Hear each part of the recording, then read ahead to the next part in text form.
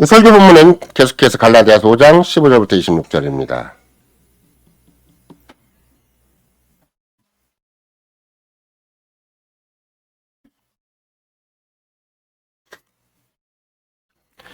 만일 서로 물고 먹으면 피차 멸망할까 조심하라. 내가 이르노니 너희는 성신을 좇아 행하라. 그리하면 육체의 욕심을 이루지 아니하리라. 육체의 소욕은 성신을 거스리고 성신의 소욕은 육체를 거스리나니 이 둘이 서로 대적함으로 너희의 원하는 것을 하지 못하게 하려 함이니라. 너희가 만일 성신의 인도하시는 바가 되면 율법 아래 있지 아니하리라.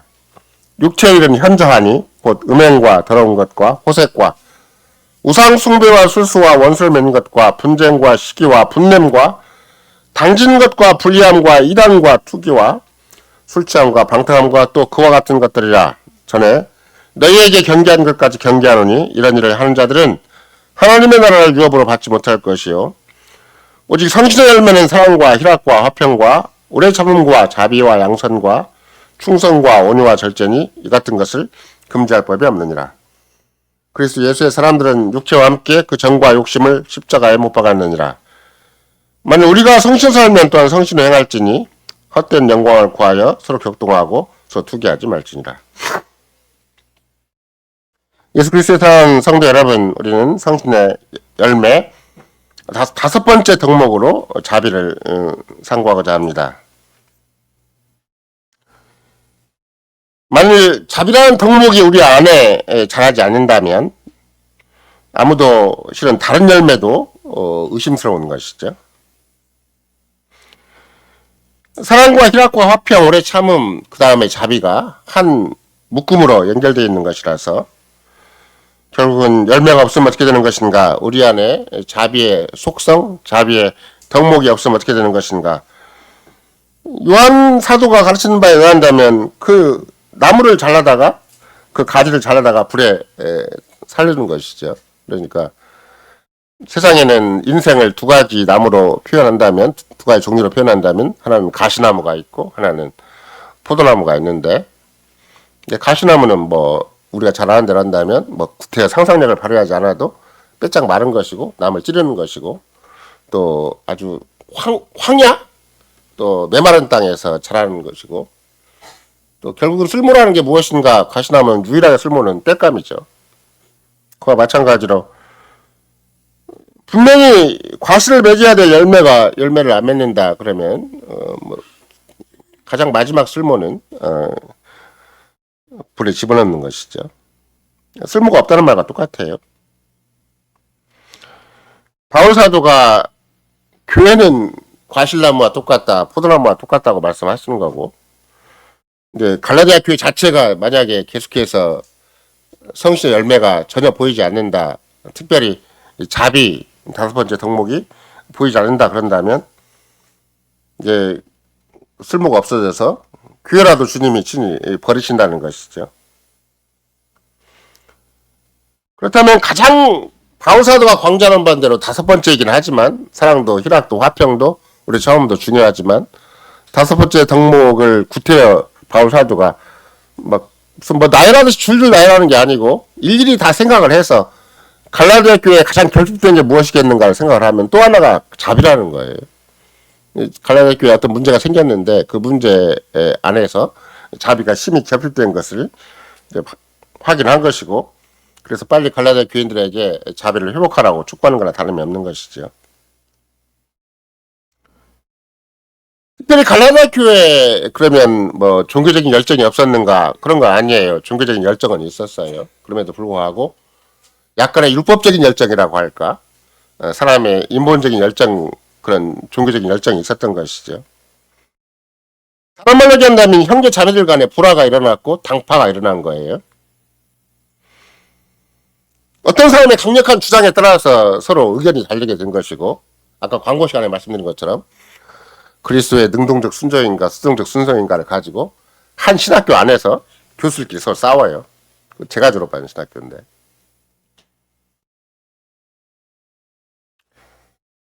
그냥 적당하게 싸울 수 있는 게 아니에요. 특별히 뭐 옛날에도 우리가 들은 바가 있다면 세상 사람은 막걸리 한 잔으로 풀 수가 있다고 하지만 교회 사람들은 절대 안 풀리는 것이 또 교회 사람이라고 얘기를 하잖아요. 정말로 가톨릭 교인들은 어쩌다가 그런 거짓된 교사, 거짓된 설교자가 들어와서 교회 안에 큰 혼란을 조장을 했고 그런 당파를 이룬 일이 생긴 것이죠. 오늘 우리가 계속해서 살피는 갈라디아서 5장 15절만 보더라도 뭐라고 써 있어요? 이게 갈라디아 교회인데 뭐라고 써 있냐면 만일 서로 물고 먹으면 피차 멸망할까 조심하라. 이게 굉장히 위험천만한 교회 안에 막 물고 먹는 일이 생기는 거예요. 물고 서로 헐뜯고 막 찢는 일이 생긴 것이죠. 그러니까 바울 사도가 굉장히 냉철한 사람이고 굉장히 학식이 높은 사람이고 심지어 김홍전 목사에 의한다면 그분은 헤브라이즘과 헬레니즘의 총화를 이루는 최고의 철학자, 최고의 신학자, 역사에 그만한 위대한 분이 없다고 할 정도가 되는 것인데 그분이 갈라디아 교회를 향해서 뭐라고 말하는가 그러면 서로 물고 먹으면 피차 멸망한다. 갈라디아 교회를 딱 지켜보고 서로 막 물고 먹고 있는 거예요. 서로 물고 찢고 헐뜯고 있는 것이죠. 나중에 다시 갈라디아서 6장에 보면 그러므로 우리는 기회 있는 대로 모든 이에게 착한 일을 하되 더욱 믿음의 가정에게 할지니라 그래서 굉장히 그 마음이 넓은 척하는 갈라디아 교인들이 있어요.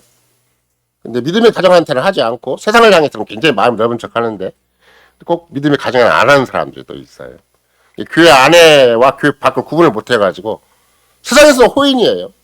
근데 교인들한테는 굉장히 냉철하게 하고 세상에서 인정받는데 교회한테는 막 가혹하게 무자비하게 막 말을 하는 사람들 있잖아요. 이런 거 나도 꼭 누구를 지정해서가 아니라 세상을 처신할 때는 굉장히 따뜻한 사람을 처신을 해요.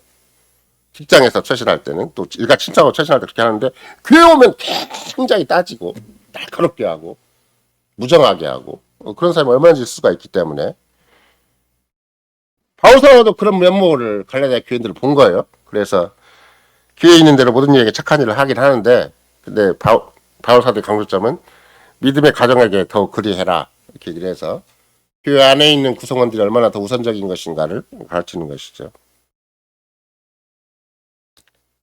근데 또 갈라디아 교회가 전혀 그런 메마른 모습만 가지고 있었는가? 꼭 그런 건 아니에요. 4장 12절에 보면 형제들아 내가 너희와 같이 되었은즉 너희도 나와 같이 되기를 구하노라. 너희가 내게 해롭게 하지 아니하였느냐. 바울 사도를 굉장히 극대를 한 거죠. 내가 처음에 육체의 약함을 인하여 너에게 복음을 전하는 것을 너희가 아는 바라. 몸이 굉장히 안 좋아가지고 갈라디아 지방에 지금 요양차 들어간 것이기 때문에 그때 복음을 그들이 들었어요.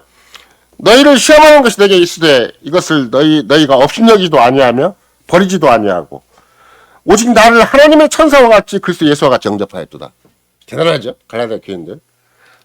바울 사도가 굉장히 성깔이 또 날카로운 것도 없잖아 있고 몸이 굉장히 아프고 힘드니까 주변 사람에게 부담을 주는 것도 참 많이 있었는데 갈라디아 교인들을 향해서 얼마만큼 칭찬을 하는가 그랬더니 내가 육체의 약함을 인하여 너를 시험할 수 있는 조건이 굉장히 많이 있었는데 그렇죠? 긴 병에 효자 없다는 우리나라 속담도 있듯이 병이 굉장히 길어서 자꾸 부담만 주고 제대로 뭐가 효과가 안 나는 그런 환경이 되었는데도 불구하고 너희는 나를 하나님의 천사와 같이 그리스도 예수와 같이 영접하였도다. 그러니까 아주 바울을 괜히 귀하게 영접을 할 수 있도록 주님이 그런 마음을 이렇게 흔쾌한 마음으로 아니면 굉장히 자비로운 마음으로 은혜로운 마음을 주셨던 것이죠.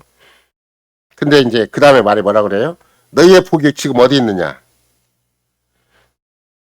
내가 너희에게 증거하는 너희가 할 수만 있다면 너희 눈이라도 빼어 나를 주었으리라. 눈이 아프니까 그냥 눈이라도 빼줄 준비를 다 하는 거예요. 집안 식구 우리가 뭐 자식이 아프면 막 부모가 그렇게 그럼 심장 우리도 잘 표현하잖아요. 근데 갈라디아 그 교인들은 바울 사도를 향해서 워낙 눈이 아프니까 눈이라도 빼어줄 만큼 그렇게 천사같이 그리스도 예수같이 바울 사도를 영접했으니까 이 갈라디아 사람들이 참 진짜 자비로운 사람들이었다. 너무나 착하고 너무 아름다운 마음을 가진 사람이었다. 이거 그렇게 바울이 다 인정을 해요. 인정을 하는데 어느 한편에서는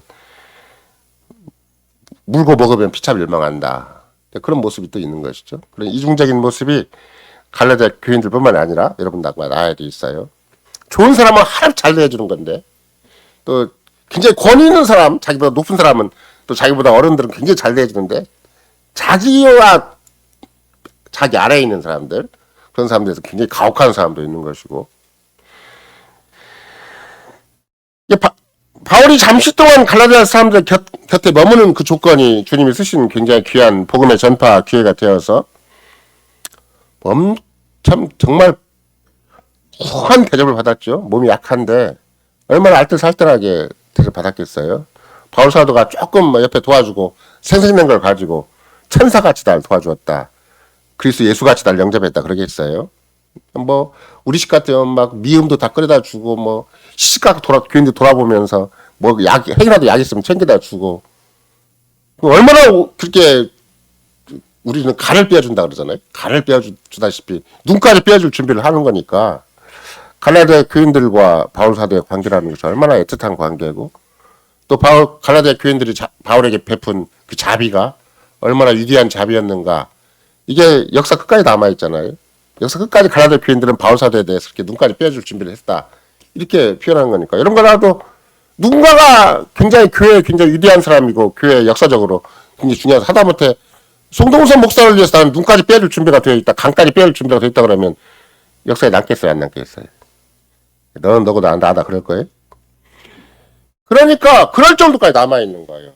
우리가 꼭 집안 식구가 아니고 교회 식구인데 그것도 별로 무슨 얼마나 가까운 인간관계도 있는 것도 아닌데 자기 사역자를 위해서 또 바울 사도를 위해서 눈까지 빼줄 준비를 한다는 것은 얼마나 거기에 대단한 사랑이 있고 대단한 그런 인간관계 참 바울 사도로서는 최고의 인간관계라고 할 만한 그런 아름다운 일들이 갈라디아 교회에 분명히 있었는데 또 자기들끼리는 어떻게 살아가는가 그랬더니 피차 물고 먹는다.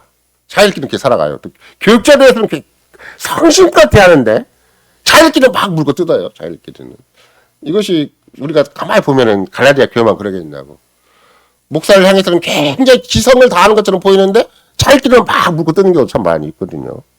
그 이상한 심리고 또 이상한 교회적 모습일 수가 있는 것인데 문제는 이제 그렇게 애지중지 극진하게 정성을 다하고 그걸 한없는 자비를 보였던 갈라디아 교인들이 바울사 떠나버렸어요. 그러니까 이제 뭐 마음을 쏟을 것이 없었는지 아니면 뭔가 중심을 잃어버렸는지 자비가 없어져 버렸어요. 자비가.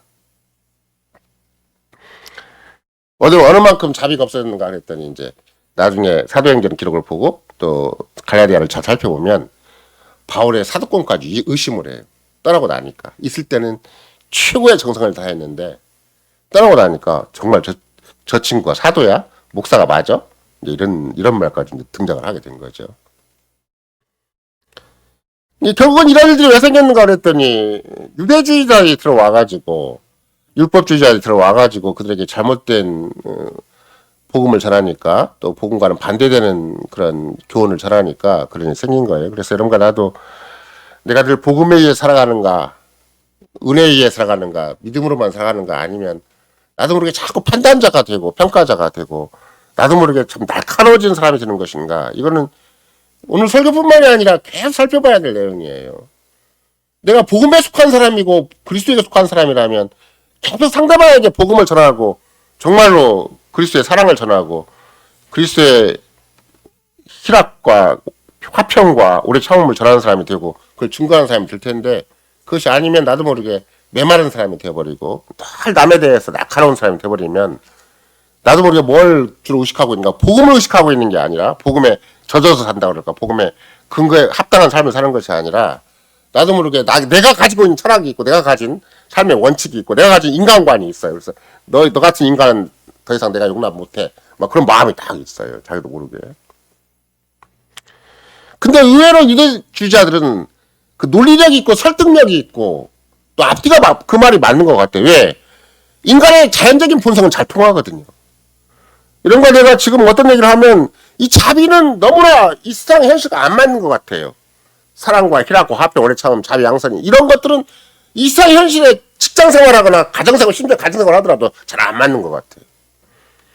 그리고 세상 사람들은 막 논리가 정연하고 앞뒤가 딱 맞게 단호하게 입장을 정리하고 그렇게 막 뭔가 체계 있게 처신을 하면 그거 굉장히 훌륭하다고 생각을 하고 상당히 지성이 있다고 생각을 하죠. 근데 이런 거 내가 참 자비가 풍성하다. 저 사람 참 오래 참는다. 희락과 화평이 있다 그러면 그 사람 세상이 인정해 주겠어요? 그 잘 인정 안 해요. 그렇게 잘 드러내는 사람도 없을 뿐만 아니라. 심지어 바울사도가 뭐라고까지 얘기를 하냐면 4장 16절에 그런즉 내가 너희에게 참된 말을 함으로 원수가 되었느냐. 어느새 그렇게 눈까지 빼어주겠다고 하는 그들의 심정이 바울사도의 사도권까지 무시해버리고 그냥 원수가 되는 거죠. 바울사도가 우리 가운데 있었으면 안 되는 사람으로, 더 이상 우리와 관계를 맺으면 안 되는 사람으로 원수가 어떻게, 내가 너희들에게 참 진리를 말했는데 복음을 전했는데 너희는 어떻게 나를 원수같이 대하느냐. 참 교회라는 세계가, 기독교라는 세계가 어떻게 극과 극으로 바뀌는가 싶을 정도로 아주 갈라디아 교회는 심각한 위기에 빠지게 된 거예요. 그럼 왜 그러게 했는가? 그들이 바울을 놓친 것이 아니라 그리스도를 놓쳤구나. 바울을 놓친 것이 아니라 자기와 관계가 깨진 것이 전부가 아니라 복음을 놓쳤고 성신을 놓쳤구나. 그런 걸 알 수가 있어요. 그러니까 이런 걸 나도 인간관계가 자꾸 흔들리면 또 상대방이 자꾸 미운 마음이 들고 막 고깝게 생각이 되고 마음에 서운함이 있고 막 마음에 아픔이 있고 막 내가 상처받는 것처럼 생각이 되면 상대방이 나한테 그런 게 아니에요. 나도 모르게 내가 하나님에게 떠난 것이고 내가 그리스도에게 떠난 것이고 내가 성신에게 떠난 것이고 내가 복음에서 떠난 것이고 하나님 말씀에 내가 떠난 것이지. 그럼 내가 나에게서 복음이 떠나고 그리스도가 떠나고 성신이 떠나잖아요. 그럼 금방 드는 생각이 뭐예요? 상대방에 대해서 서운한 생각, 슬픈 생각, 아픈 생각, 내가 당한 생각, 자존심, 체면, 그것만 자꾸 남아요. 그러니까 이게 상대방이 나한테 어떤 말을 잘못한 것도 원인이 되겠지만 더 본질적인 문제는 무엇인가? 내가 그리스도에게 더 이상 그리스도 안에 있지 않구나. 더 이상 복음 안에 있지 않구나. 더 이상 믿음 안에 있지 않구나. 더구나 더 이상 성신의 열매로 내가 살지 않고 있구나. 이걸 이제 확인해야 되는 것이죠. 따라서 우리는 특별히 성신의 열매에 들어있는 5번째 덕목은 자비다라는 큰 주제로 자비의 근거, 뿌리는 무엇이고 자비의 열매는 어떤 형태로 우리에게 주어졌는가를 주의 말씀을 통해서 상고하고자 합니다. 재밌는 것은 자비라는 헬라어 자체가 번역이 어려운 단어라는 거예요. 실은 우리는 자비라고 번역할 수밖에 없어요. 근데 자비는 기독교 용어가 아니에요. 원래는 우리나라 한자어도 불교 용어예요. 불교 용어.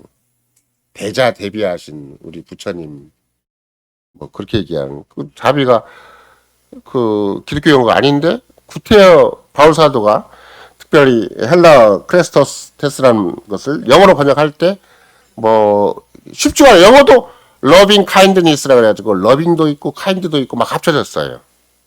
사랑도 있고 거기에 친절도 있고 막 합쳐진 거예요. 근데 이것을 또 그 성경 단어 하나나 그 용례를 철저히 연구한 사람들에 의하면 이 크레스토스라는 게 원래 그 어원 자체는 쓸모라는 거예요. 쓸모. 다른 말로 얘기한다면 자비로 번역된 단어 자체가 어떤 목적에 유용하고 쓸모가 있는 거예요. 다른 말로 얘기한다면 한 사람이 다른 사람에 대한 입장을 취하는데 다른 사람이 굉장히 그거를 유용하게 쓸 수가 있어요. 그러니까 가장 객관적으로 생각한다면 상전이 있고 종이 있는데 주인이 있고 종이 있는데 종이 주인에게 취하는 태도가 그게 자비라는 거예요. 거꾸로죠. 우리는 상전이 주인이 종에게 취하는 태도가 그게 자비라고 생각하기가 참 쉬운데 높은 사람이 아랫 사람한테 또 가진 사람이 없는 사람한테 할 것 같은 거. 근데 이건 거꾸로예요. 종이 상전에게 취한 태도. 상전이 딱 볼 때 주인이 볼 때 딱 쓸모가 있어야 돼요. 그것이 아니면 진짜 자비가 아닌데. 그러니까 어떤 종이 있는데 주인이 뭘 시켜도 자꾸 삐뚤빼뚤해요. 이렇게 불퉁불퉁한다 그럴까? 불평불만한다 그럴까? 고분고분하지가 않아요. 그러면 그 종이 쓸모가 있겠어요, 없겠어요?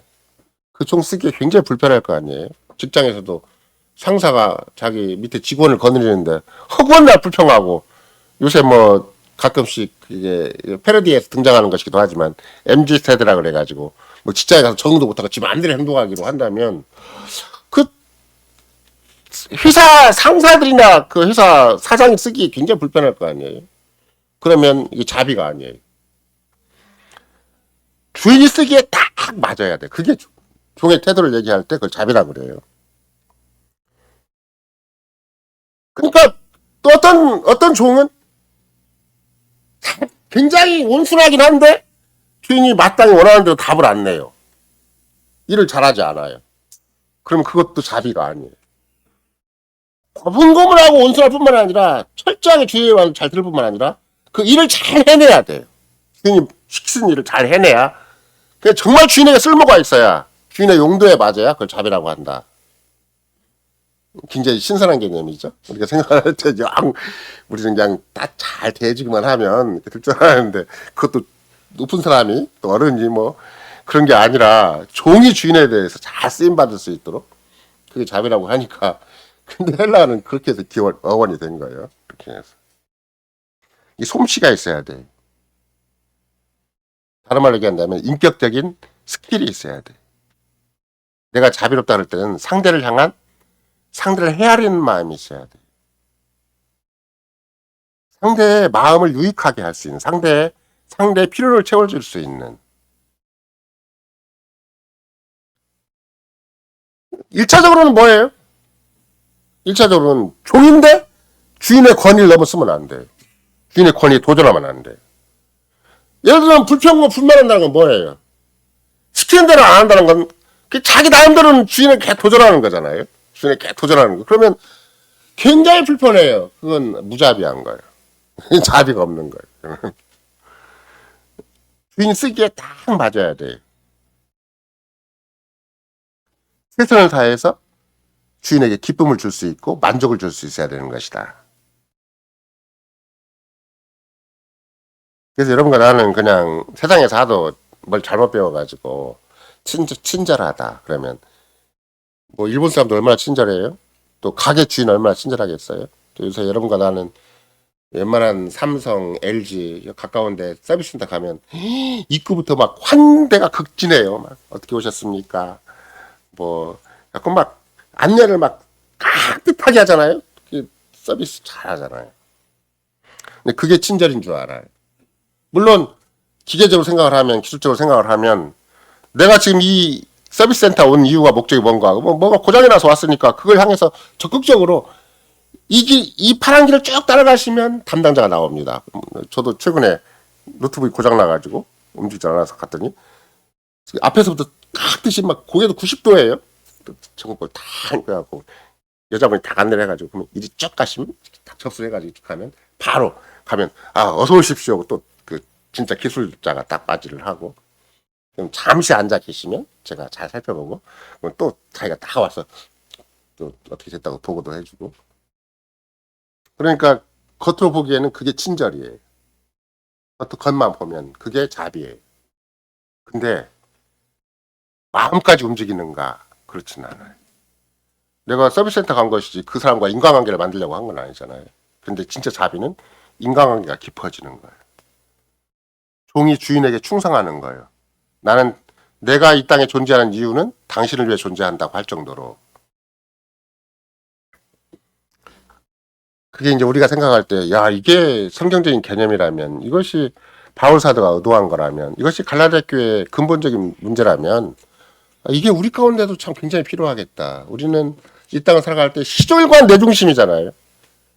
심지어 불교에서 대자대비 하다 그래도 계속 사람 중심에서 자기들끼리 주고받는 관계를 얘기를 하는 것이지. 그러니까 정말로 자비롭다 그 사람이 그럴 때는 상대의 필요를 정확하게 진단을 해서 상대방의 필요에 유익을 딱 줄 수 있을 만큼 돼야 되는 것인데 그 대표적인 예가 뭔가 그랬더니 생각 외로 구약이에요. 오늘 우리가 읽은 다윗과 요나단의 관계다. 이런 거 다윗과 요나단의 관계. 요나단의 자비로움을 굉장히 강조를 해요. 사무엘이. 우리가 금방 읽은 성경 말씀이 어디예요? 사무엘서 20장이잖아요. 사무엘서 20장인가.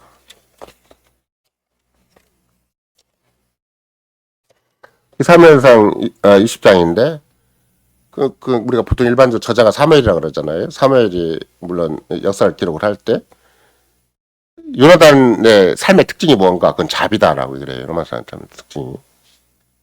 실제로 표현이 몇 가지가 있어요. 자비라는 말도 등장하고 언약이라는 말 등장을 하죠. 다윗이 자기 아버지 사울의 장중에서 어떤 어떤 해도 받지 않도록 철저하게 요나단이 보호를 해요. 다윗은 상당한 위기에 몰려있죠. 사울의 보이지 않는 공격에 의해서, 보이지 않는 살해 의도에 의해서 다윗은 굉장히 위기에 몰려있는데, 심지어 요나단은 그 사실을 잘 몰라요. 아직 사울이 자기 아버지가 그렇게까지 다윗을 미워하고 죽일 의도를 가지고 있는지를 잘 파악이 안 돼 있어요. 다윗은 그거를 감지하고 있는데 아직 요나단은 잘 모르고 있거든요. 그럼에도 불구하고 다윗을 보호할 수 있는 모든 조치를 다 한 거래요. 심지어 만약의 경우에 내가 그것이 확인되기만 하면 내가 너에게 충분히 그 사실을 알리겠다라고, 너를 그리고 충분히 보호해주겠다라고 약속까지 해줘요.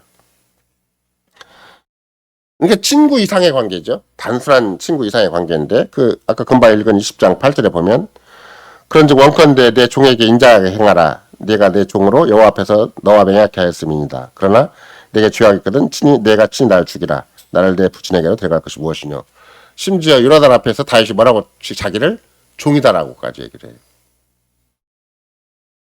근데 거꾸로 요나단은 다윗을 종처럼 또 움직여요. 피차 맺은 언약 때문에 요나단이 다윗에게 자비를 베풀어줄 것을 간청을 하죠. 이게 언약 자체는 둘 다 서로 신실하고 둘 다 서로 충성하는 거니까. 이게 그 언약의 가장 본질적인 것은 상대방에 절대 해를 끼치면 안 된다는 거거든요. 상대방에 반드시 유익을 끼쳐야 된다는 거예요. 서로 맺은 언약이 그런 거죠. 근데 문제는 사울의 왕 일을 이을 자가 누구예요? 일반적인 경우를 한다면 그건 요나단이에요. 황태자가 요나단이죠. 사울은 당연히 황태자가 요나단이라고 생각을 하고 있어요. 절대 다윗을 생각하지 않아요. 하나님의 뜻이 거기에 있으니까 지금 거기에 사울도 마지못해 순종을 하는 것이고, 요나단도 이제 어떻게 생각한다면 내가 이 왕국의 계승자다라고 생각하고가 가장 일반적일 텐데. 그러니까 다윗이 이스라엘의 차기 왕이다라는 것을 요나단이 뭐 어떻게 인정을 했겠는가? 그 요나단의 믿음이기 때문에 인정을 하는 거예요. 자기 혈육을 뛰어넘는 것이죠. 제가 구태의 혈육을 뛰어넘는다는 말은 혈육, 주어진 상황을 뛰어넘는 것이 자비예요. 상황에 속해 있으면 자비가 안 나와요. 이해관계가 먼저 나오지. 그렇잖아요. 세상적인 본능이 먼저 나오지, 자기중심의 본능이 먼저 나오지, 그게 자비가 안 나오는 법이에요. 자비는 환경을 뛰어넘는 것이다. 이해관계를 뛰어넘는 것이다. 혈육을 뛰어넘는 것이다. 이게 자비예요.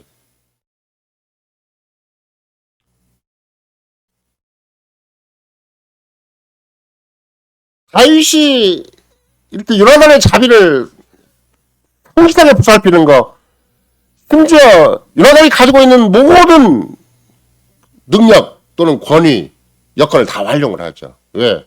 자기 아버지가 사울이니까 자기 아버지와 가까이 할 수 있는 조건도 가지고 있고, 자기 아버지의 동태를 살필 수 있는 그런 역량도 있고, 그런 객관적인 환경이 되어 있잖아요. 그러니까 아버지와 자식 관계를 충분히 이용을 하지만 아버지 편이 아니에요. 그게 다윗 편이 되는 거죠. 왜 그러는 것인가? 그건 요나단의 신앙이에요.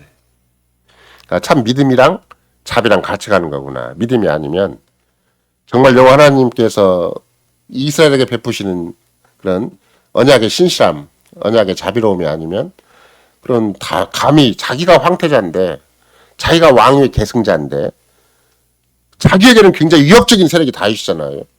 그러면 아까 다윗이 요나단에게 앞에 얘기한 대로 당신이 황태자이니까 날 죽일 수 있는 거다. 여기서 죽여라 차라리.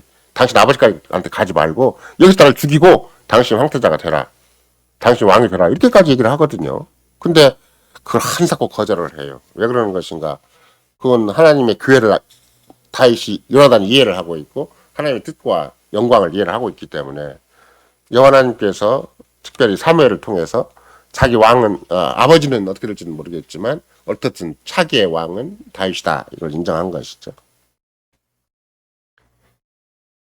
결국은 다른 사람에게 자비를 베풀려면 인간적인 조건 가지고는 안 되는 것이다. 내가 가지고 있는 본성적인 조건, 자연적인 환경 갖고는 안 되는 것이다. 결국은 구약에서부터 신약까지 일관되게 이르는 것은 하나님이 당신의 언약 뜻에 베푸신 자비로우심이 아니면, 그걸 본받는 자가 아니면 절대 우리가 쉽게 상대방의 필요에 족한 사람이 안 된다, 이런 거예요. 여러분과 내가 자비를 보면 내가 정말로 사람인가 아닌가, 그리스도인가 아닌가를 알 수가 있어요. 내가 상대방의 필요를 한사코 내 형편과 처지, 내 중심, 내 이해관계에 의해서 지금 따지고 있는 것인가, 아니면 하나님이 자비롭게 여기셨기 때문에 하나님의 자비로우심을 따라서 나도 자비로운 것인가. 이거는 세상에는 없는 성품이고 세상에는 없는 삶의 태도고 그런 인간성이기 때문에 그런 인간성을 누가 보이는가 했더니 이러다니 다윗에게 보이고 있는 거예요. 세상에는 없는 거예요. 같은 혈육이라도 피비린내가 나는 게 정권 싸움이잖아요. 우리나라 2조 역사에 보달지라도 우리야 뭐 태정태세 문단세라고 막 이런 것이지만 거기 얼마나 피비린내라는 역사가 많이 숨겨져 있어요. 제가 피비린내 난다고 하니까 전 세계 그 시대 어느 역사 속에서도 명목상으로 우리나라는 정권 계승 때문에 형제간에 피비린내나는 그런 보이지 않는 그런 일이 있었지만 그 왕위가 계승되어 가는 과정을 통해서 우리가 잘 아는 대로 진짜 문제가 있는 게 단종이었잖아요. 그죠? 세조가 왕위가 된다. 단종은 지지 속에서 죽었잖아요.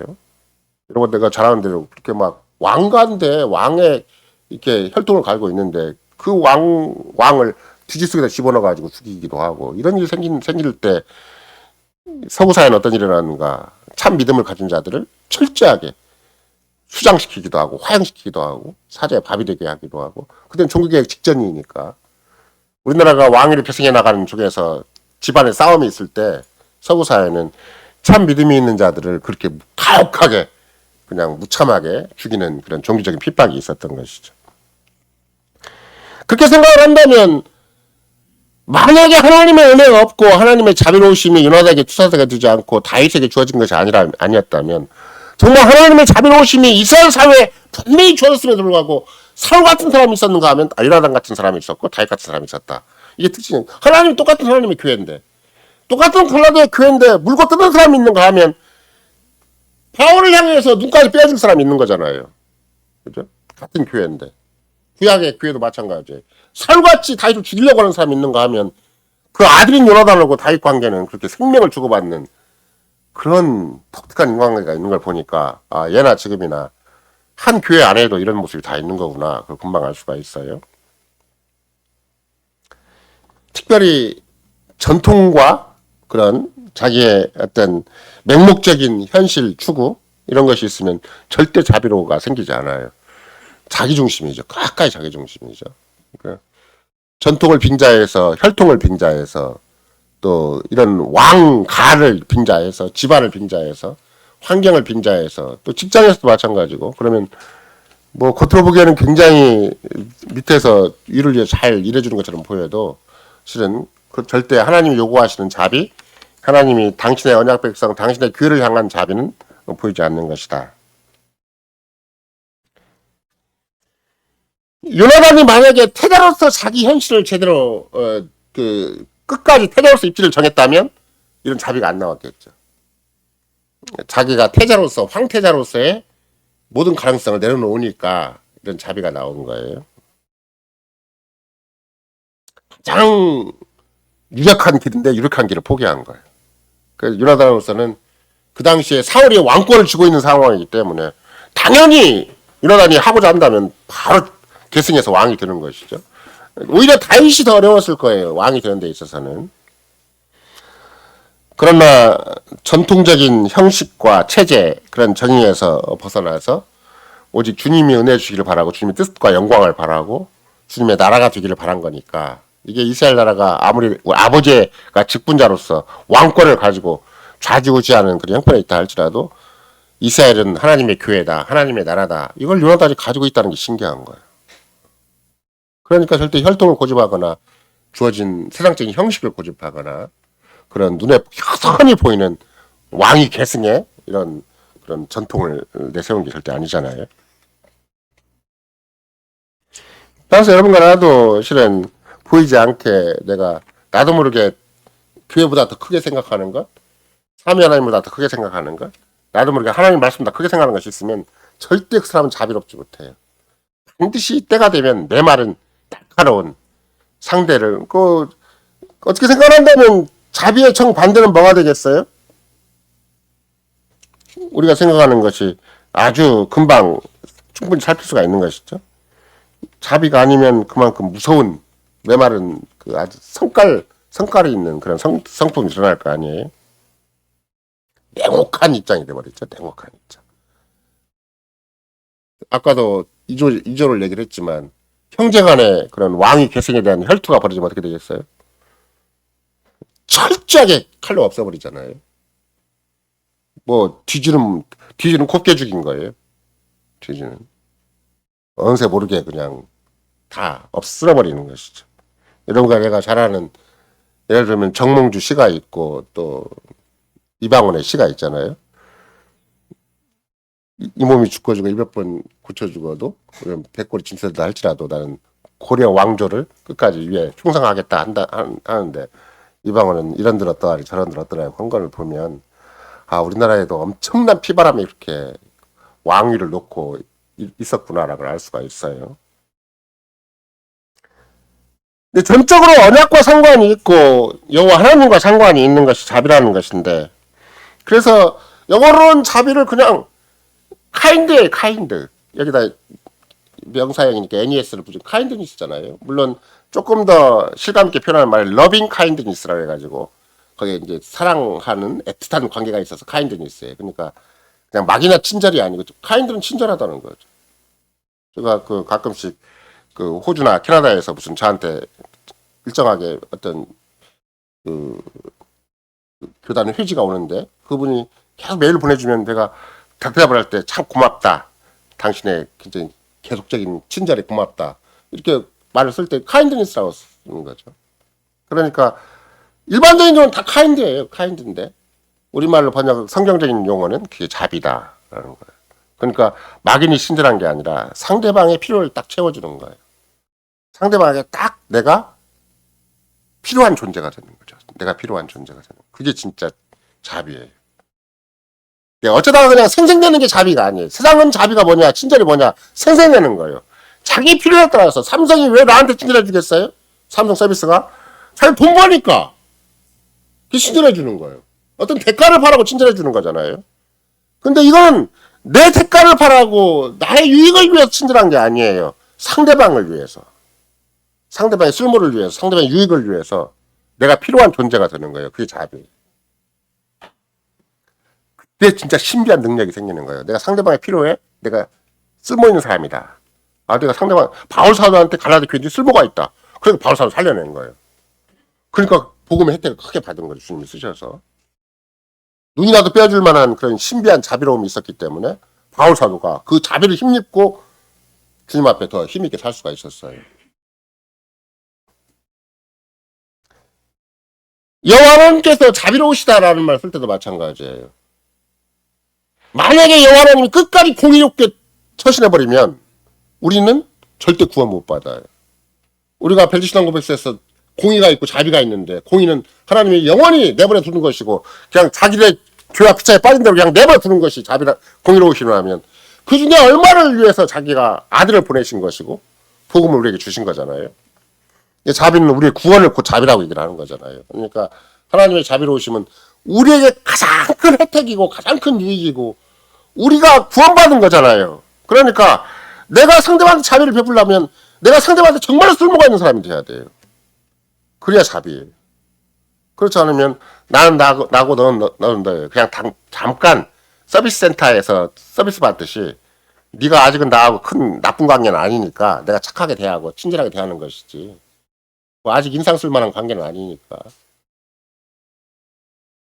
그래서 실은 그 러빙 카인드니스라는 여호와의 자비로우심을 얘기를 할 때 또 하나 얘기하는 동사가 steadfast love라고 얘기를 해요. 번역은 NIV는 예를 들면 킹제임스나 다른 역본에는 러빙 카인드니스 번역을 했다면, 다른 NIV 같은 데는 steadfast love라고 해요. 끈질긴 사랑이다. 그러니까 지속적인 사랑이다. 변치 않는 사랑이다고 얘기를 해요. 변치 않아야 뭔가 쓸모가 되는 거지. 상대방이 지금 어떤 상태에 있는가를, 바울 사도가 눈이 지금 다 거의 실명이 될 정도로 아파했는데, 그러니까 갈라디아 교인들이 눈을 다시 빼줄 정도까지 해줘야 바울 사도가 살아나는 것이지. 네 병은 네 병이고 나는 나지 막 그렇게 해버리면 일시적으로는 약간 도움이 되고 생색은 낼 수 있는 걸 몰라도 바울 사도가 다시 회복되어서 그 정말로 계시 완수자로서 사명을 못할 거 아니에요. 그래서 하나님의 언약은 우리가 왜 하나님이 신실하신가, 왜 하나님의 언약이 자비로우신가 하면 하나님이 끝까지 하시니까. 만약에 중간에 여러분과 나의 태도에 따라서 하나님이 우리를 포기해버리셨다면 우리는 병신이 되어버리죠. 구원 발동하다 구원 못 받고 지옥 가야 되죠. 하나님이 한번 우리를 부르셨으면 끝까지 신실하시니까 우리가 딴짓을 해도 말도 안 되는 짓을 하더라도 하나님이 계속 신실하시니까 변함없이 우리에게 친절하시니까 나를 조금 냉혹하게 대했더라면 우리끼리는 그러기 쉽잖아요. 상대방이 조금 마음에 안 들면 갑자기 막 딱 산을 그어놓고 좀 냉차게 대할 수도 있는 거잖아요. 근데 한없이 친절하신 분이죠. 하나님이세요. 하나님 친절하신 분이 우리 주님이시기 때문에 내가 그렇게 나쁜 짓 하고 그렇게 악한 짓 하고 그렇게 그분의 뜻과는 거슬려서 딴짓을 하더라도 한없이 친절하신 분이 우리 주님이시라서 그게 언약이라는 말이고 그게 러빙 카인디니스란 말이고 그게 스테드패스트라고라는 말이에요. 하나님은 모든 피조물을 향해서 오래 참으세요. 그러니까 오래 참음과 자비가 같이 가는 거죠. 너무나 오래 참으시니까 마치 하나님이 안 계신 것처럼 하나님이 아무 일도 안 하시는 것처럼 하나님 나를 향해서 그냥 우리가 계속 그러잖아요. 계속해서 지난번에도 오래 참음을 얘기를 할 때 보통 우리는 그냥 먹고 마시고 그러면 당연히 내가 행복해야 되고 내가 안정돼야 되고 맨날 그렇게 생각을 하잖아요. 근데 철학하게 살펴보면 하나님의 무서운 진노가 심판이 그 세상 불신자 후에 있는 것이고 내 후에 있는 것인데 내가 정말로 하나님 그리스도에 따라 부르시지 않았더라면 언제 심판이 집행될지 모르고 언제 하나님의 무서운 진노가 쏟아질지 모르는 거거든요. 그러니까 내가 무조건 잘 먹고 잘 살고 내가 안정돼야 되고 행복해야 되는 거 절대 아니에요. 내가 그리스도 안에 있기 때문에 행복이 안정이 약속되어 있는 것이고 복이 약속되어 있는 것이지. 노아 시대 사람들이 다 그랬잖아요. 먹고 마시고 장가들고 시집가고 집 사고 팔고 하는 것이 당연시처럼 한 거예요. 그것만 하니라고 하나님이 어떤 태도를 어떤 마음을 품고 계시는가. 하나님 자기가 먹고 마시고 시집가고 장가가는 것이 왜 먹고 마시고 시집가고 장가가야 되는 것인가를 몰랐어요. 우리는 일용할 양식만 있어도 주의 뜻이 이루어져야 되고 주의 나라가 세워져야 되고 주의 이름에 영광이 돌려져야 되는 것이 그 마땅한 것인데 아무 상관이 없이 먹고 마시고 시집가고 장가가고 그리고 집 사고 팔고 한 거예요. 자기들끼리 그냥 하나님 없이 그리스도 없이 성신 없이 그냥 스스로 행복하고 스스로 안정되게 살겠다는 거예요. 그게 심판의 조건이에요. 그 세상 사람이 볼 때는 뭐 악한 짓을 해야 되는 것인가. 그 철저하게 하나님 없는 사는 것이 악한 짓이에요. 그리스도 없이 사는 것이 악한 짓인 거예요. 믿음 없이 사는 것이 심판의 대상이 되는 것이라서 그러니까 여기도 마찬가지죠. 하나님이 우리를 계속 오래 참으시는데 정말로 오래 참으셔서 돌이키기를 바라시고 네 인생의 가치가 이렇게 세상에 그냥 직장 하나에 속한 걸로 그냥 그저 허접한 가정 하나에 속한 걸로 끝나는 것이 아니라 하나님의 영광을 위한 존재다. 하나님의 나라를 위한 존재다. 하나님의 뜻을 위한 존재라는 것을 다시 회복하도록 이렇게 이런 거다를 오래 참으시는 것이지. 한없이 참으시는 거예요. 그 한없이 참으시는 것을 하나님 사랑이다. 자비로운 자비다라고 얘기를 하는 거죠. 똑같이. 하나님이 악한 자를 절대 그냥 두시는 거 안 그래요. 하나님의 공의에 따라서 절대 그의 죄를 형벌하지 않고 지나치는 법이 없다는 게 우리의 고백이잖아요. 반드시 형벌하세요. 근데 워낙 오랫동안 참으시고 오랫동안 자비를 베푸시니까 형벌하지 않으시는 것처럼 사람들이 착각을 해요. 돌이키도록 기다리시는 것인데. 여러분과 나도 내 이웃에 대해서 어떻게 해야 되는 것인가. 그냥 무작정 내가 상대방한테 욕먹기 싫으니까 이 인간적인 처신이 이러니까 내가 그냥 상대방을 친절하게 대하는 거 그건 의미가 없어요. 상대방이 돌이키도록 끝까지 잘 참아주고 끝까지 기회를 봐서 계속 얘기해주고 일관되게 속에 적극적인 의지가 움직이고 있어야 돼. 상대를 향한 내 속에 적극적인 굉장히 선한 뜻이 움직이고 있어야 되는 것이지. 상대방에서 무관심한 걸 친절로 대신하면 안 돼요. 상대방이 귀찮아요. 우리가 귀차니즘이라고 그러잖아요. 상대방이 그렇게 자꾸 말도 안 듣고 그냥 딴짓하고 나와 너무나 거리가 멀게 사니까 귀찮아서 내버려 두고 그냥 형식상을 해서 친절한 거. 이거는 자비가 아니에요. 진짜 상대방을 위해서 마음을 계속 쓰고 있는 거죠. 끊임없이. 상대방의 필요를 위해서 내가 내 일생을 준비해 가는 거예요. 교회는 서로서로를 위해 준비해 가는 것이. 자비를 위해 준비해가는 거죠. 마치 부부간에 부모와 자식간에도 서로 간에 준비가 없는 부모와 부부간에 부모와 자식간이라 그러면 얼마나 삭막한 관계가 되겠어요? 근데 교회는 필연코 성도의 교제가 있어서 서로 간에 필요한 존재로 준비가 돼가는 거예요. 자비로운 존재가 되는 거죠. 서로 간에. 서로 간에 쓸모있는 존재. 서로 간에 유익한 존재가 되는 거예요. 당신이 없으면 내가 아닌 존재가 되는 거예요.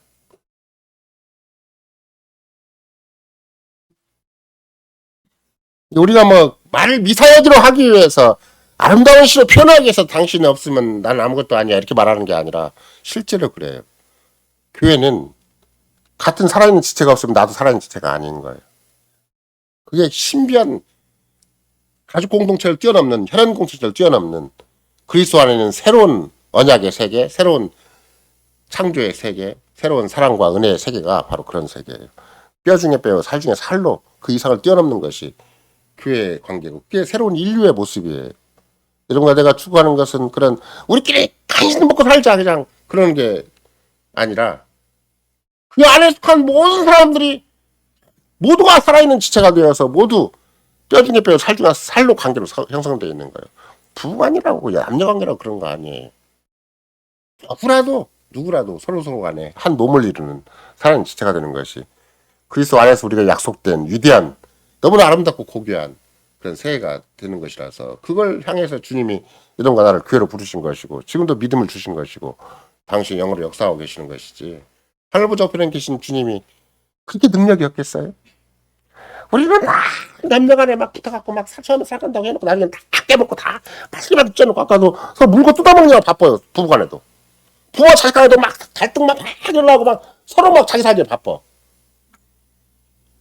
근데 그리스도가 아무 능력이 없어갖고 우리와 똑같이 내버려두고 그런 세상을 내버려두고 당신은 하늘 높은 곳에서 나를 갖다가 권세를 가지고 있노라 그러고 계시겠냐고. 안 그래. 반드시 이런 신비한 사회를 이뤄가세요. 거기에 충성한 사람이 있고 거기를 믿고 의지하는 사람이 있고 그리고 쓰임받는 사람이 있고 도구가 있어서 그런 세계를 소망하고 살아가는 사람끼리 계속 교회를 구성하게 만들고 그렇게 해서 어린 양 혼자니까지 우리를 이끌어서 정말로 그리스도는 우리의 신랑이 되시고 우리는 그의 신부가 되도록 흠과 티가 없이 뼈 중에 뼈, 살 중에 살이 되도록 그렇게 새로운 인류 사회를 이끌어 가신다. 그걸 세상 사람이 어떻게 알겠어요? 그 국어책에서 가르쳐요? 산수책에서 가르쳐요? 사회책에서 가르쳐요? TV에서 가르쳐요? 인터넷에서 가르치겠어요? 안 가르쳐요 그런 걸. 성경에서만 그렇게 얘기를 하고 교회에서만 그렇게 얘기를 하는 거예요. 근데 그걸 향해 이끌어 가시는 주님의 방식이 무엇인가? 교회 안에 속한 자라도 갈라디아교회 교회 안에 속한 자라도 바울 사도가 성신의 열매로서 자비를 얘기하듯이 교회에 속한 자라도 그 자비를 놓쳐버리면 어떤 일이 생기는 것인가? 상대에 의한 나의 존재 가치를 놓쳐버리면 그렇죠. 상대를 향한 나의 쓸모, 나의 필요를 놓쳐버리면 어떻게 되는 것인가? 그게 참 갈라디아교회의 타락한 모습이고 갈라디아교회의 율법적인 모습이고 갈라디아교회 바울 사도가 냉철하게 지적한 육신의 일에 속한 모습이다. 육신의 일에 속았다 그러니까 우리가 생각할 때 갈라디아교회 말고 그런 얘기를 했는가? 아까 그렇게 써 있잖아요. 우리가 갈라디아교회 아까 매 주마다 지금 있는 설교 본문이 갈라디아서 5장 15절부터 읽는 거잖아요. 그거 보면 하나님 나라를 받지 못한 주권이 뭐예요? 육체의 일은 현저하니 음행과 더러운 것과 호색과 우상숭배와 술수와 언술 맺는 것과 분쟁과 시기와 분냄과 당진 것과 불리함과 이단과 투기와 수치함과 방탕함과 이런 것들이 갈라디아 교회 말고 그러면 그 당시 전 세계를 다 살펴보고 바울 사도가 그 죄악을 모아놓은 거 아니에요. 갈라디아 교회 안에 이게 있어요. 갈라디아 교회 안에. 둘 중 하나인 거. 갈라디아 교회 안에 이것이 있는 거예요. 갈라디아가 한 교회가 아니라 갈라디아에 있는 교회를 가르친다고 얘기했잖아요.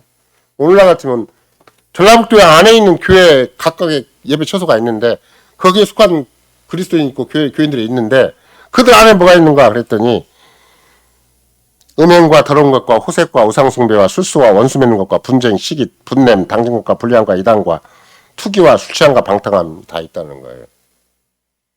근데 그것만 있는 것이 아니라 다시 성신의 열매가 있다. 현저하게 성신의 열매가 있다라고 또 얘기를 하는 거죠. 이런 거 나도 둘 중 하나예요. 육체에 속해서 성신을 거스리고 세상 따라 인간 따라 내 중심 따라 살 것인가. 그러다 보면 자기는 잘 포장했어요. 포장을 해가지고 안 그런 척해요. 신사 숭배복을 입었으니까. 근데 내면은 뭔가 그랬더니 아까 그런 거예요. 온갖 더러운 걸 다 가지고 있어요. 속에다 다 담고 있고 기회만 되면 탁탁탁 나와. 기회만 되면. 아직 돈이 없고 뭐가 없고 아직 여건이 안 되니까 또 세상에 도덕이 있고 보이지 않는 윤리가 있으니까 감추고 있을 뿐이지 내면은 뭘로 꽉 차 있어. 이걸로 차 있어요. 그것이 아니라면 유일하게 가능성이 뭔가 성실 열매적 가능성이에요. 성실 열매로서의 가능성이 나한테 있으면 그나마도 삶의 소망이 있고 삶의 이유가 있고 목적이 있고 삶의 가치가 보람이 있겠지만 성실 열매도 없는 사람이 그냥 포장만 잘하고 있으면 어떤 건가. 까보면 다 이런 거예요. 까보면. 무서운 거죠. 그러니까 바울사도가 그냥 적당한 우물쭈물하게 세상에 잡다한 도덕 비윤리적이고 비도덕적인 거 모아놓은 게 아니에요. 갈라디 교인들 다 보인 거예요. 왜 물고 뜯고 그러고 난리가 나는가? 왜 그렇게 서로 바울까지도 원수로 알고 있는가? 그러면 인본적인 심정이 꽉 쩔어 있고 본성적인 악이 딱 쩔어 있으니까 그런 거예요. 어느새 갑자기 갈라디 교회가 어떻게 바뀌어버린 거예요.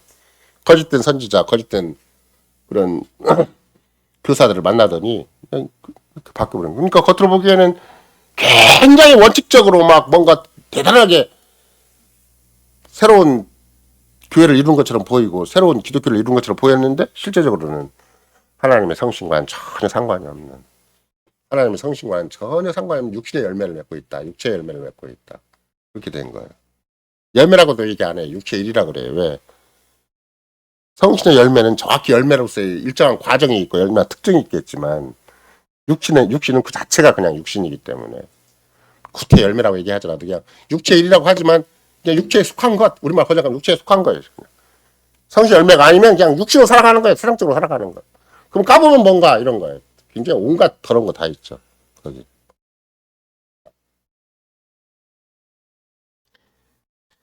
그 중에 하나가 자비인데 자비가 사라져버린 거죠. 자비가.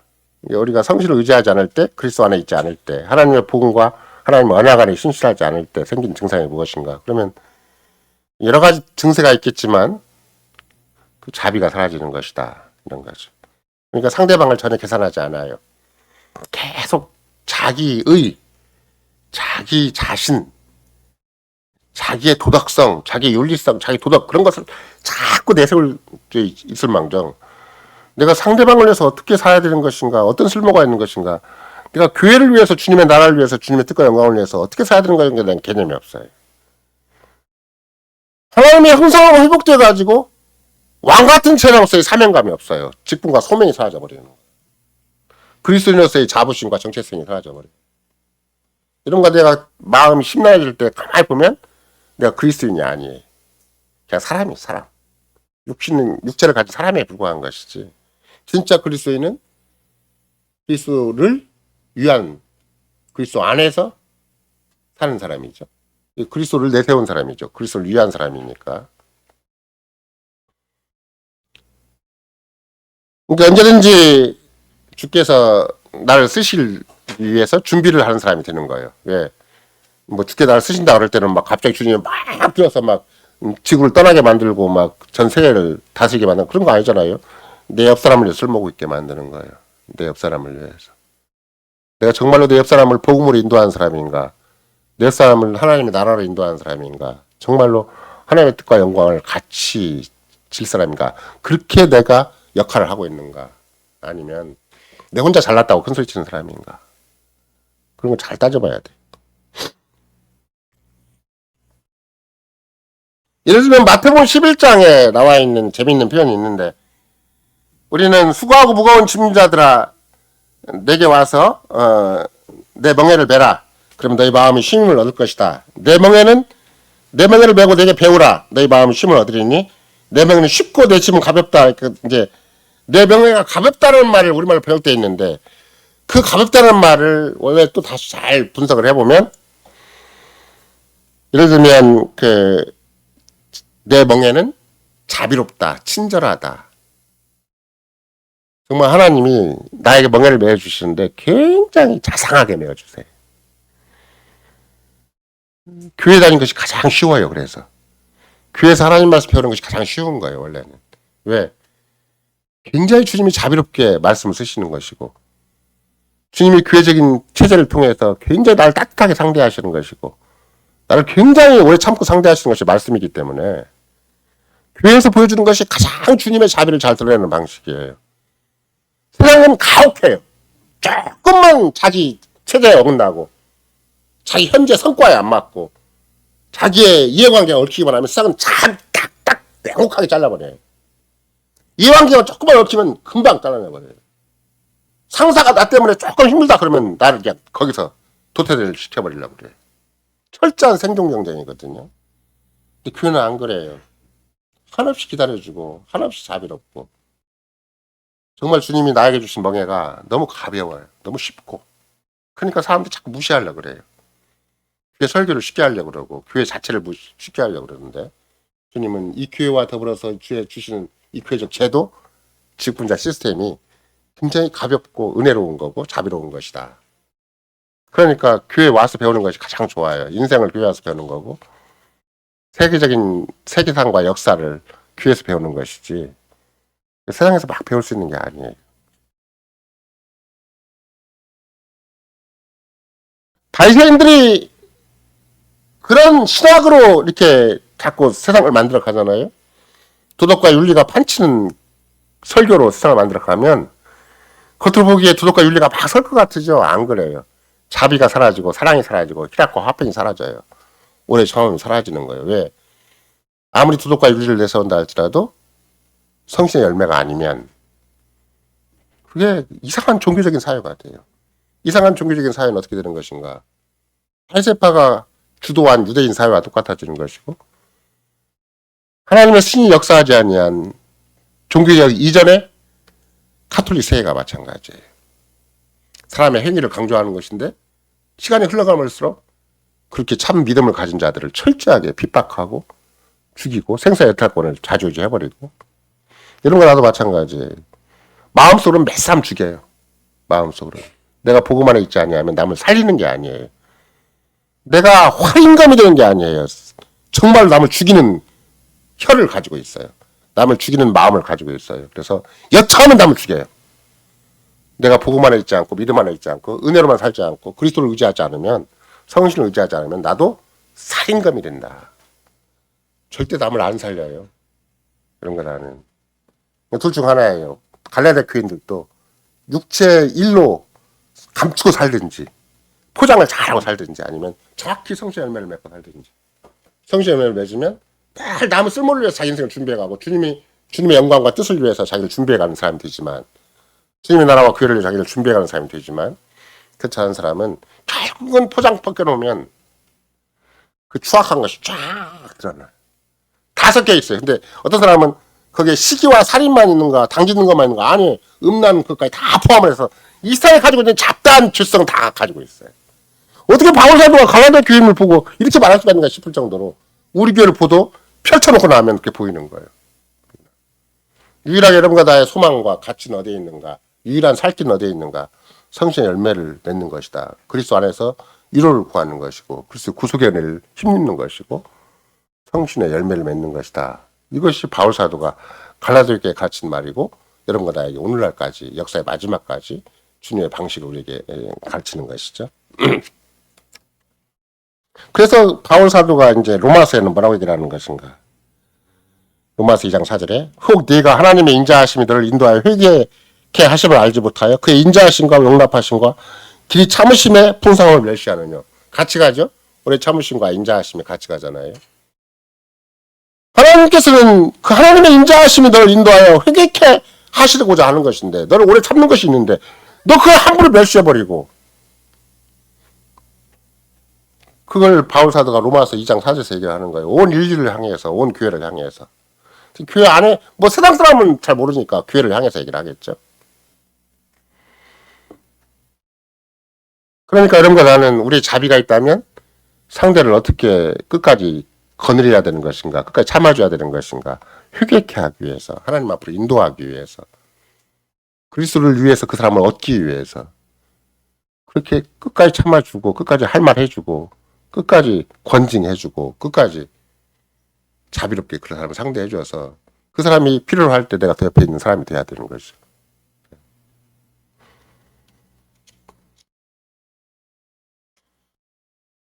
예수 그리스도가 가장 자비로운 분이었잖아요.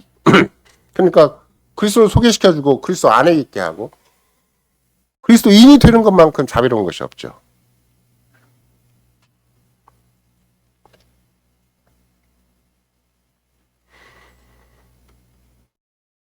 그래서 자비 반대는 인간의 본성이다. 이렇게 생각하면 딱 맞아요.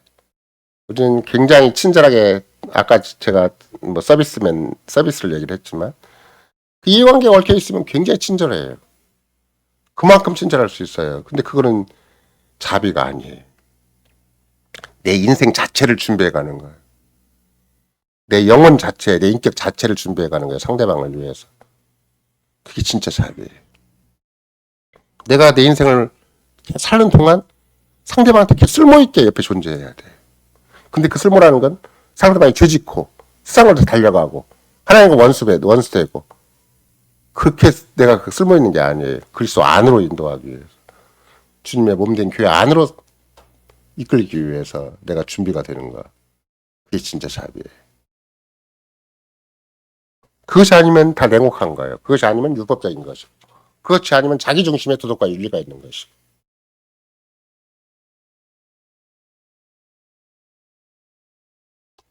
처음에 말씀드린 것처럼 갈라디아 교회의 본질적인 문제는 무엇인가? 현상적인 문제는 자기들끼리 물고 뜯는 것이고 바울 사도를 사도권까지 의심해가지고 원수처럼 여기는 거예요. 바울 사도가 우리한테 정말 복음을 전해줬는데 그것도 다 무시해버리고 자기도 모르는 사이에 바울 사도를 원수같이 여기는 것인데 근데 본질은 뭔가 핵심은 뭔가 하면 그들이 그리스도에게 써놨고 성신을 의지하지 않았고 그들이 결국은 하나님의 언약에서 불신실하게 된 것이다. 이런 것이죠. 언약은 내가 언약을 의식하면 의식할수록 따뜻해지는 거예요. 언약을 의식하면 의식할수록 거기에 풍성한 자비가 있어요. 하나님이 나를 향한 것이 얼마나 참 아름다운 것인가. 내가 아무리 밑바닥 인생을 살아도 그 밑바닥에 주님이 따뜻하게 나를 품어주시는 게 있어요. 그리스도 안에서. 내 마음이 각박하고 메마르고 막 쩔쩔매서 나 자신까지 상하게 만드는 그런 참 날카로운 마음인데 그 마음을 다 녹여줄 만큼 그것이 언약 안에 있는 신비한 주님의 사랑이고 하나님의 자비로우심이고 그래서 내가 만약 이 갈라디아 교회 바울 사도가 문제를 제시하고 해결책을 제시하는 것처럼 근본적으로 상대방이 나한테 잘못하는 것이 아니고 세계상이 나한테 잘못하는 게 아니에요. 내가 내 자신에게 잘못하고 있는 것도 그것도 아니에요. 문제는 내가 하나님께로 돌이켜야 되는 거구나. 내가 그리스도 안으로 다시 돌아가야 되는 거구나. 내가 다시 성신을 의지해야 되는 거구나. 이렇게 생각을 해야지. 너 왜 나한테 왜 그래? 이렇게 자 그러면 골치 아파져요. 그 사람은 평생 가야 그 상처 갖고 살아야 되고 평생 가야 자기 중심으로 살아야 되고 평생 가야 왜 하나님이 이 사람과 더불어 살게 하시는가를 몰라요. 왜 말도 안 되는 내 이웃과 더불어 살게 하시는 것인가? 왜 죄와 비참한 얼룩진 세상을 살게 하시는 것인가?